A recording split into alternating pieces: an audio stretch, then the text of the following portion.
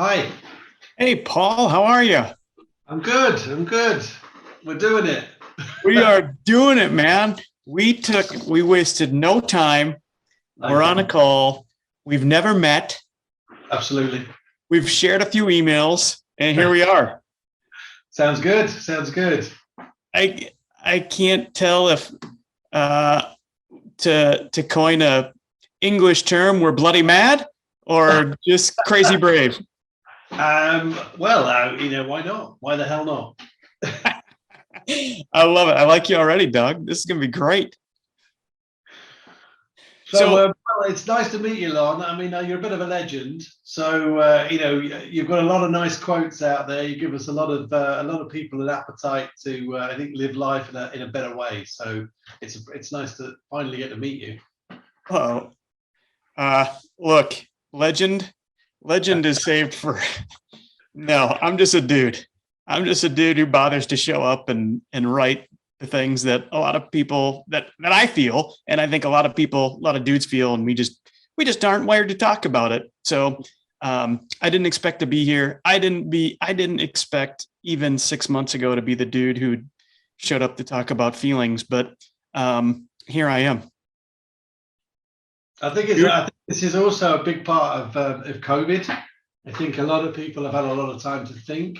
A lot of people are probably studying their life a lot more since the big restrictions that happened. And I know that like tomorrow is going to be a tube strike. So we've got the whole of the London Underground is closing tomorrow.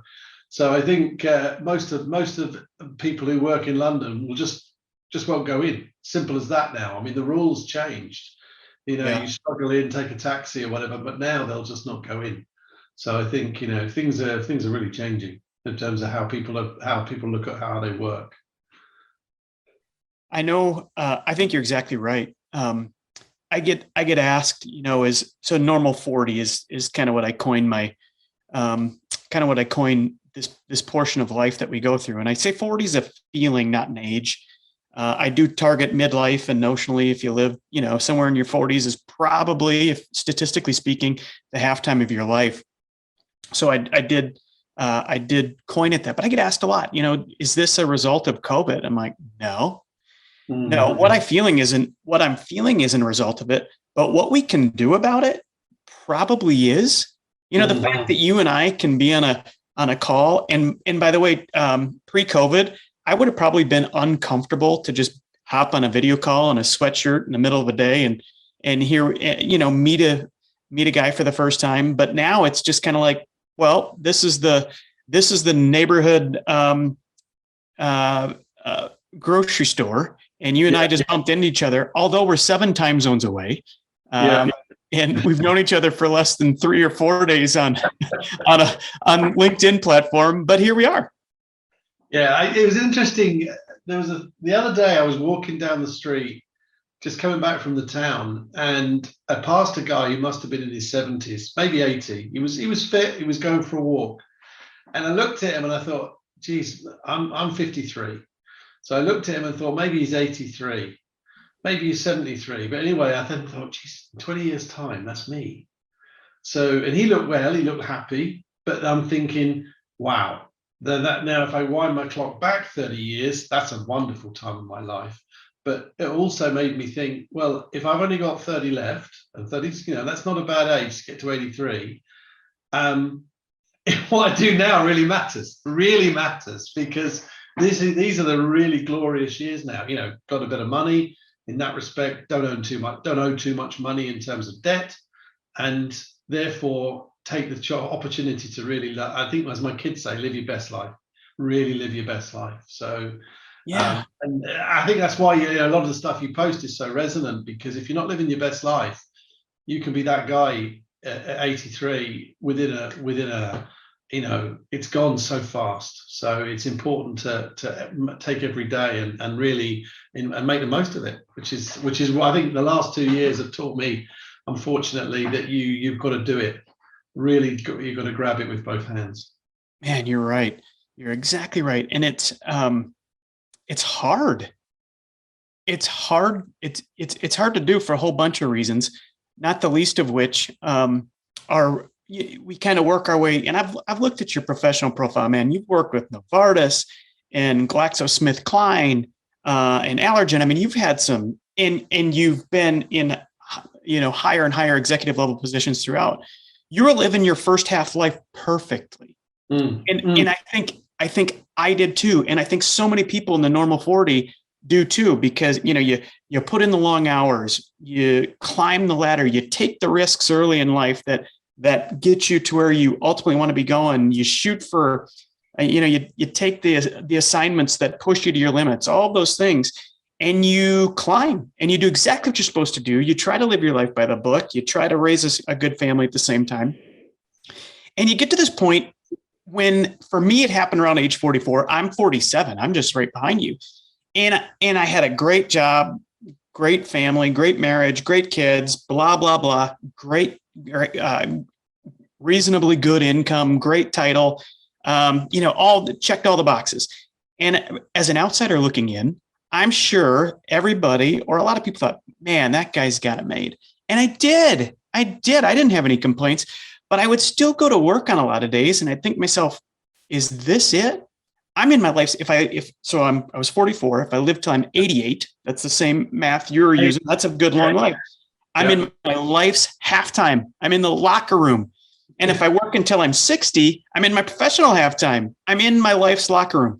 So how I come out of the locker room matters. And so for me, around age 44, I started wrestling with it. And I wasted, I don't know if wasted is the right word, but I couldn't get traction. I didn't know how I should feel. I didn't know what I should do. I didn't know how to even deal with what I was feeling. So I started writing, and I just started writing down how I was feeling and what I was feeling. And what I'll tell you what I did is I wrote a blog, and I actually have posted it now. But at the time I wrote it, I never intended to share it with anyone ever.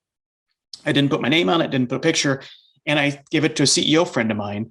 And the blog essentially said, this is how I'm feeling. This is where I'm at. Things are great. I don't feel whole. I don't feel fulfilled. And I feel guilty about that. And I gave it to him, and he read it, and he threw it back across the table and said, I want to know who wrote that. I'm like, why? He's like, because that's how I feel. I'm like, you feel that way? Mister, I've got everything, the CEO of a big company. Well, guess what? That was my first sign that I wasn't alone in how I was feeling. And the rest is kind of history, as I've been just following the omens, trying to figure this out for myself as to. Well, I think you're right, because everybody looks at your life and thinks it's perfect. Because, as you say, you've risen within a work setting. You've got a big job, big role, big team. Money is good. You've got, what is it? Maslow's hierarchy. You're at the top. You've got self-actualization. Everything is exactly where it should be. And yet you get up in the morning and think, what is this it? Am I going to keep doing this? And I think that, I had a series of like tsunamis hit me, and work actually after the death of my wife was the thing that took me back, because I knew she was going to go, because she had cancer for 14 years. She first had breast cancer and fought it, and we had a really good 10 years where we really didn't worry about it. And then it came back, and she had liver cancer. And you're not going to beat liver cancer. It's going to get you. So for 3 years, we lived it really big. We used the fact that, we had money, that we did the bucket list. We traveled. We took the kids to a lot of the favorite places that we went. My kids were early teens. And then I lost her. It was going to happen. It was ahead of me. COVID actually hit at a perfect time, because I couldn't go anywhere. There was no travel.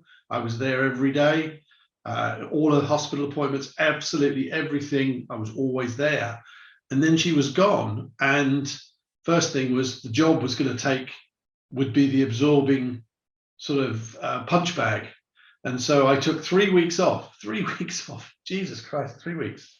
And went back to my boss and said, oh, maybe I'll do a day a week. I need something to keep me busy. And I went on a sort of rampage, and got promoted.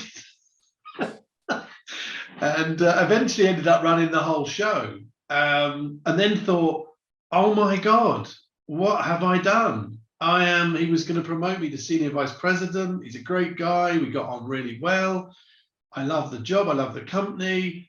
And I just thought, whoa, this is what's happened. I don't have a minute to do anything. And I'm already accepting to give even more of myself away to the company. And the company is a good company. You know, they weren't greedy. They just wanted to take more of me. And they wanted, you know, when you get to a certain level in corporate life, they want a bit of the weekend. They want the evenings. And I realized that my kids are knocking on the door in the gaps between Zooms to see if I can come out and talk to them. And they suddenly just thought, this is wrong. This is all wrong. And your blog is exactly where my head was. And I walked into my boss and said, don't promote me. I'm resigning. And he said, yeah, funny guy, British. You know, you British guys, you're so funny. And I went, no, I want to quit. And he went, no. He said, no. You a month ago, you told me you were going to get promoted.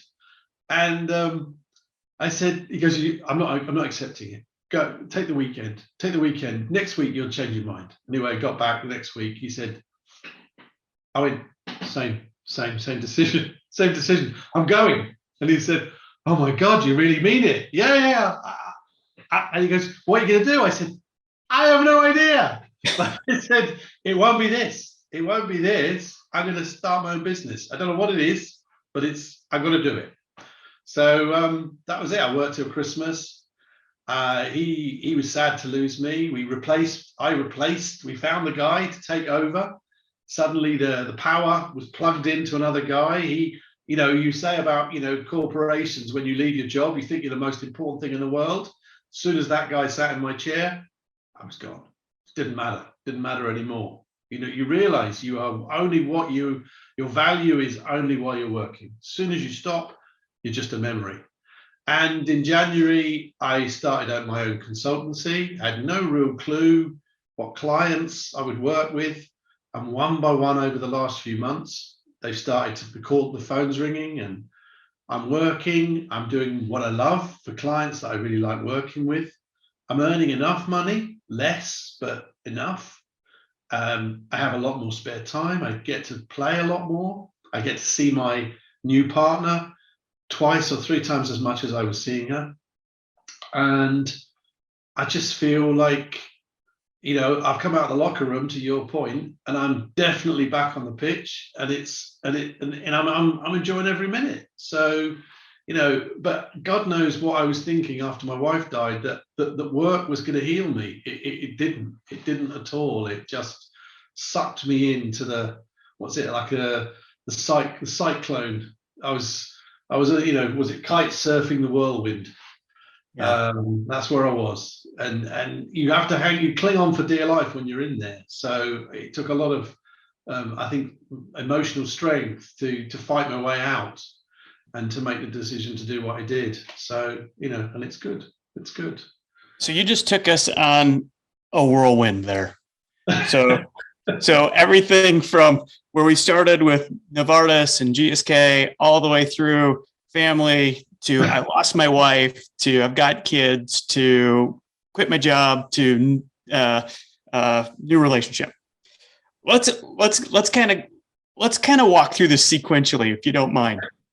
Okay. So, I don't know how much you're willing to share, but I'd love to. So life for dudes, life for people. But you go through life believing, you know, you've got a mission and you've got these things you're going to do. And your first half, like I said, we're wired to take risks and do all those things. But life often comes along and takes you out at the knees, and it just brings you to the ground. And a lot of the dudes in the Normal 40 are going through that. They're wired. We're wired to be able to handle the things that we know will come at us. But when the things that we don't know come at us do, and they do, whether it's a failure or it's health or it's kids kids' health, kids' mental health, kids, making all those things that we were never wired to deal with. It changes, and the landscape goes from something you can navigate to something that's almost impossible, feels impossible. I would love if you wouldn't mind going back to original diagnosis, and then kind of your life through there, and then second diagnosis, and how you're able to manage and just get through those days. Yeah. Okay, Lon. So you're right, because I think the other thing is you think your life is going to run in perfect sequence. So I never expected to sit at 53 to be single. I have a partner now that we're trying again to try and see if we can reform our life. And she lost her husband, I lost my wife. So actually, weirdly, the two of us seem to use that is maybe as a strength. But you never expect to be here, to your point, because you expect you're going to work until your late 50s, maybe. If you're unlucky, maybe into your early 60s. You're going to retire, you're going to have a good pension plan, you're going to play a lot of golf or whatever it is. You're going to go and do the cruise, the world trip, and you're going to have this wonderful retirement. For me, none of that played out. None of that played out. And none of that played out 15 years before anything like I was expecting anything. So my wife, originally I was at the start of my career. I had two careers. I originally spent 10 years in government and then moved into the pharma industry. I was doing well, and we just moved. We were living in London, and my wife just came home one day. I came home from work, and she sat me down and she said, "I've got cancer. I've got breast cancer." And I'm like, "Whoa, okay, that's going to change stuff." We had daughters were very young, literally just babies, and we'd always been very mobile in our relationship in terms of where we lived. We never really lived near our family. We'd always wanted to live in London, and my parents were 2 to 3 hours away, and her parents were 2 to 3 hours away. And I know that in the US, 2 to 3 hours is nothing, but in the UK, that doesn't mean they're not around the corner. So in terms of looking out for you and helping, it was more complicated. So I stepped into a different way of living as she went through breast cancer. She got a terrible set of cards. It was complicated. There were complications that meant there was surgery. They weren't happy with what they'd done. They went back, and eventually the whole thing ended after about 2 years, after a big, chemotherapy round, which was super aggressive. And she weathered all of it. And the kids were very young, and we cushioned them from all of this. My life contracted in terms of travel, and really sort of focused on looking after my wife and making sure that I was there for the kids. And then she got a diagnosis that they suspected liver involvement, but they ruled it out. So in that respect, we thought, you know what? Okay, we're being told that we're at the end of that phase. I then powered back up in the career.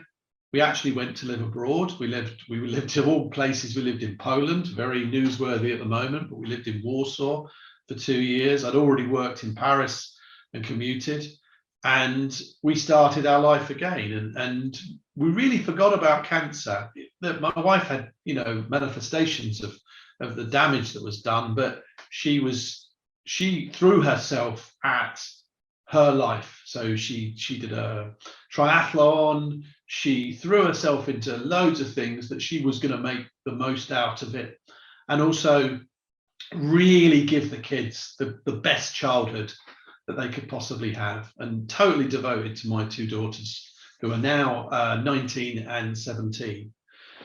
And then at year 10, she suspects that she's got something doesn't feel right. She goes and has a scan, and they say you've got an enlarged liver.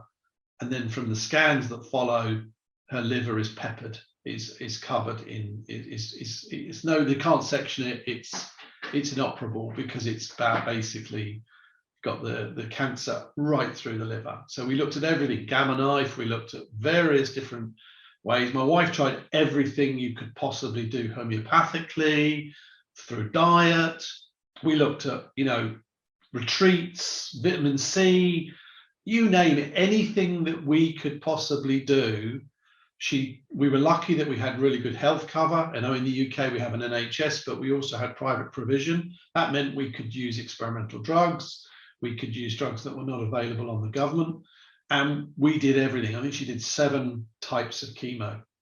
And again, some of them marginally successful, but what happened was every time she had chemo, the first one was 7 months, then stopped working, the next one was 6, then it was 5, then it was 3, then it was 2, and then we were out of bullets.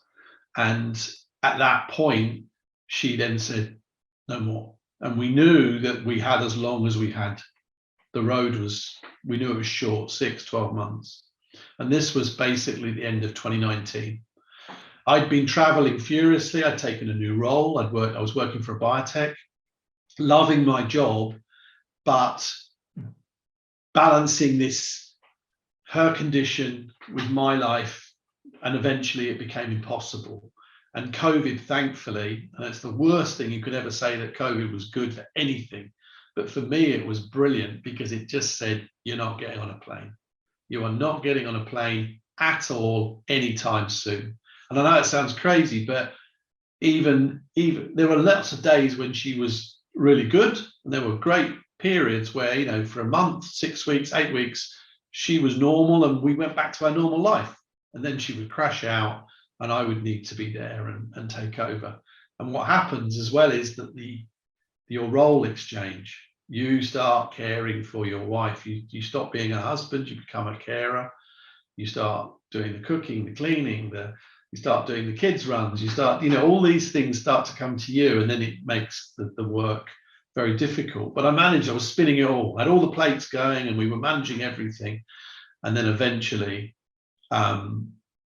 she was gone. It was very fast. She just went downhill. I think in 3 weeks. She was then in hospice, and we lost her in 4 days. So, and we were all there. We were there. Again, you couldn't be all there because of COVID restrictions, but my daughter and my other daughter and I were there when we lost her, right to the very last breath. And that was really, really important, because so many people over the last 18 months or 2 years have lost husbands, wives, fathers, mothers, or sons, daughters, and have not been there. And for us to be there was an enormously important rite of passage for the girls, to see their mum go, to see the light go. And it is literally, I mean, it's awful, but when you watch somebody physically take their last breath, you do see the lights go out. You just see that person is gone. So I think that helped us weirdly, because we were with her every single step of her death, rather than my partner, whose husband died of a heart attack. So unsaid, things that were never resolved. I had everything resolved. I'd been able to discuss everything with my wife. She even said to me, you know, you can end up with another woman probably after me. And she goes, that's fine. You know, bless her. But we talked about everything, which, I mean, is crazy, but God, it gives me so much power now, and so much reassurance that I'm living a life that she would have wanted me to have lived. So, you know, that's good. And also for the girls, she did so many things. She bought them jewelry for their 16th and their 18th birthdays. She arranged her own funeral. I didn't know. She just said, very close to her death, she went, when I go, she goes, under your desk, under my desk. She goes, there's a box, don't open it until I'm gone. And I opened the box, and in the box is the funeral service, with the readings, with the music, with the photographs. And when I go to the funeral director, she said, oh, well, you must be Paul. It's just surreal. So I was blessed. I was blessed with 29 years with my wife, Judy, the most extraordinary individual, the most amazing mother, the most extraordinary wife. And even right to the very end, she looked after me. Even when she was dying, she was looking after me. So in that respect, I feel after she went, she gave me a sort of a release which was, she was saying, go live your life, go and live your best life, I think. And I think I realized straight away, my friends sort of said to me, clearly, Mike, I had a really good friend, good group of guys. I have about 12 really, really top friends who, we all have a curry every single first Friday of the month. We always have a curry together, and we have done for 12 years. And they were looking after me. And then, of course, the question is like, well, what are you going to do next? You're single. Are you interested? And I said, I miss her, but I miss having somebody in my life. So I did nothing about it for a long while. But then I did go and start looking for somebody, because Lon, if you're in a relationship for 29 years, you don't want to be single. It comes right back to your question. You never set out to be 53 years old and be single. Unless you wanted to be single, then you probably wouldn't have got married, or you wouldn't have met somebody in the first place. So I've reset my life, but by resetting it was a total reset, because to be authentic with a new partner, to be there for my kids, something has to go. And a career that was all encompassing is the thing that has to go. You have to find a new normal. And for me, running my own business, whilst I love it, I really love the fact that I produce my own salary, but I choose to earn as much or as little as I need. And that is hugely empowering, because it means if my other half, she loves going to the beach. So she said to me, like, next week, can we go to the beach? I said, yeah, let's go to the beach. I don't have to ask my boss. I don't have to ask for a day off. That's right. We go to the beach. And that, a day on the beach, God, that's worth a year's bonus, Yeah. So I think that's you don't know what's coming, and you think your life is perfectly mapped out. It's going to lead you to this perfect place. It's going to be Nirvana-like, retirement, fabulous. And then something hits you completely from the side, and everything is broken. So, you have to respond in a very big way, I think, when all those things happen. And one of the taglines I use a lot in Normal40 is you got to own your clock. And you and I've already talked about the clock and the assumption that we're going to live until sometime in our 80s or more. But we're not in control of that clock. You know that firsthand. Judy, and thank you so much for sharing all that you did about Judy. Man, she sounds awesome. Talk about somebody who owned her clock. She did. She owned it, right down to the fact that she knew you might not own yours all that great. She's going to own the few weeks after it as well. But it is the thing, we think we know. We think we know what our life ahead of us is, but the fact of the matter is, none of us do. We don't know if we're in halftime or we're in the final minute of the final quarter. We just don't know. We just think we do. So that's awesome. The other question I was going to have for you is, and you kind of answered it, is, along the way, another thing that I talk about is trades in life and trades in the decisions we make, and that everything we do, the fact that you, in the matter of less than a day, having never met me, said, I'm going to get on a call with this guy. You traded. You would have been doing something else. You sure as heck wouldn't have been, doing any sort of preparing if you did for this. You traded to be here, and so did I. You traded a job that you had for the job that you have. You traded all throughout. You made trades along the way. Is there an example of a trade that you didn't make that maybe you wish you would have, or that you wish you'd have made sooner than you did? It comes back to the travel. my wife, we knew we had 3 years, if we were lucky, maybe 4. And I go back and I kick myself. There were moments in those years, and it sounds so dreadful, but where I got on a plane and went to work, and I didn't leave her in a hospital, but there were days when we could have gone somewhere together. We could have done that trip to the beach. And I got that too late. We did it, actually. We got in the car and we went for picnics, and we went for trips. So we had weekends away. And I realized I did it at the end, not when she said to me, "This is terminal." Should have been the moment when I should have thought, you know what? For the next 3 years, does anything matter more than living every moment with the woman who is the mother of my 2 wonderful children, has looked after me and driven me, supported me, loved me for 29 years. And I'm trading, and I shouldn't be trading. I should have been saying at that moment to my boss, and my boss would have turned around and said to me straight away, "Paul, you don't need to be here." It wasn't him, it was me. It was me thinking, I've got important stuff to do, and I've always done important stuff. That's what I live for, important stuff.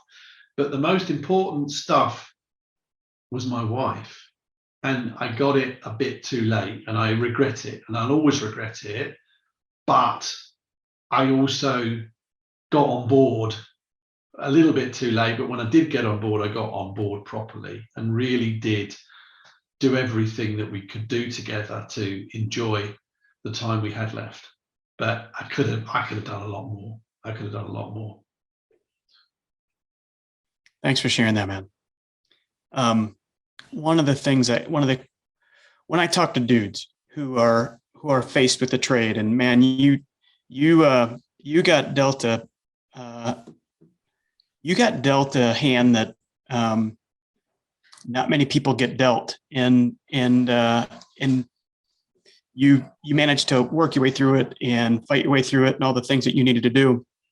But one of the questions I get asked all the time after I talk to guys is like, okay, I know where I'm at. I know what I'm doing. I know my income, and I'm happy with it, except I know that I'm willing to trade it. I know I'm at a point in my life where right now is my opportunity and my chance to trade it, but I don't know what I'm going to trade it for. I don't know what I'm going to do. I don't know where I'm going to go. I don't know. So they get hung up on, maybe I'll just stay. I'm just going to keep going because I don't know what it is I want to do. How did you know? So you're a husband of more than 25 years, 2 kids at home. You lived all over Europe, Eastern and Western Europe. You're an executive in a big company, and you sat down and you said, "Okay, I've got to trade it." How did you know that you were going to trade it and you were going to live with the consequences, good or bad? How did you kind of reason through that? Well, it was my new partner. We've been together we met last year, and she said, "You're not happy." She said, I detect that you love what you do, but she said, you don't talk to me in a language that I get somebody that is content. And I would go, yeah, but I'd love to start my own business, and yeah, but I'll get to that because I've got all this big stuff I've got to be doing now. I've got this big job, and they're going to promote me, and it's I'm really important. And she just said, but why are you putting all that? Why are you putting that away then? Why don't you do it now? And I think it just needed a second voice. Because in my voice was screaming inside myself to say, it's time, Paul. You always felt this was ahead of you at some stage in your career. You wanted to set up a business of your own. I remember as a kid, like writing the logo of my consulting business. When I was like 18, I used to write it in Reynolds Consulting or whatever. And then I thought, oh no, silly, gonna get a job. And I had the opportunity to write that company name and me, and she just said, do it now. do it now. You want to do it. And I think I just needed just a little push just to say, do it. And she said, you're okay. You're not poor. You can survive. You know, you go play, explore. She said, I don't expect anything from you. I don't expect you to be an important, manager or leader. It doesn't matter to her. It doesn't matter. So, none of it has any consequences to me. Consequences for her are you need to be happier. So that was it. I'd love to know. So I love that conversation. I've got a similar one. I'm glad to share it. Funny what spouses see. I mean, it's very. Tell me about that moment and how it felt when you come to the realization of, I'm going to do this. Walk me through the day or two before and the day or two. I think it's a little bit like jumping out of an aircraft, Lon. I think it's a little bit like wanting to be, put a parachute on and throw yourself out. Before you do it, everything about what you're going to do next is terrifying. So for me, getting ready to resign, wrote the letter, dear boss, I want to resign. I, wrote it. I don't like my job. No.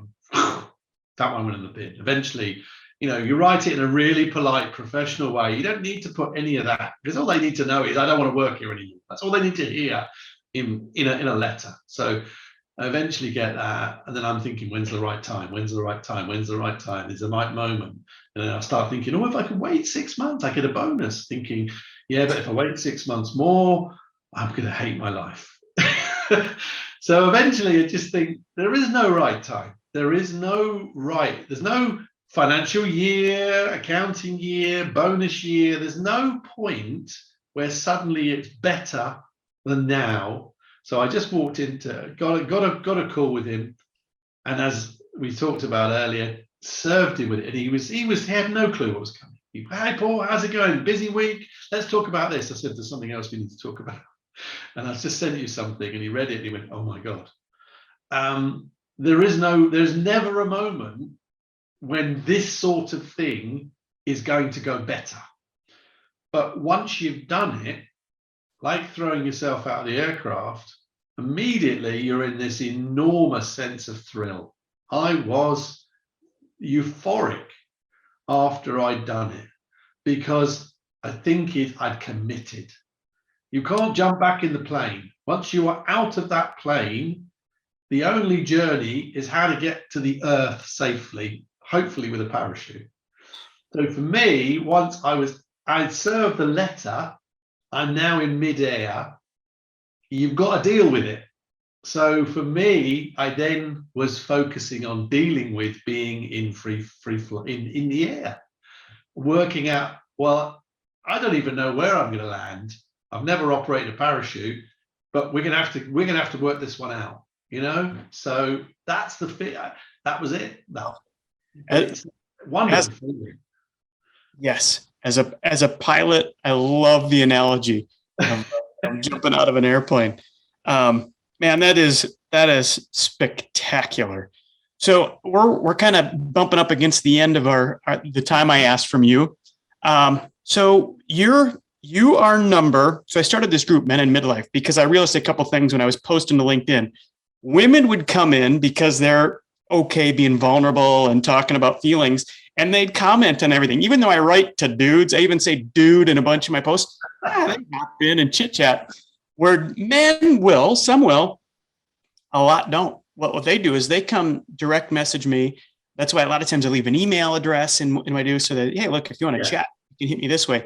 Dudes don't want to leave their DNA on the things that they're feeling.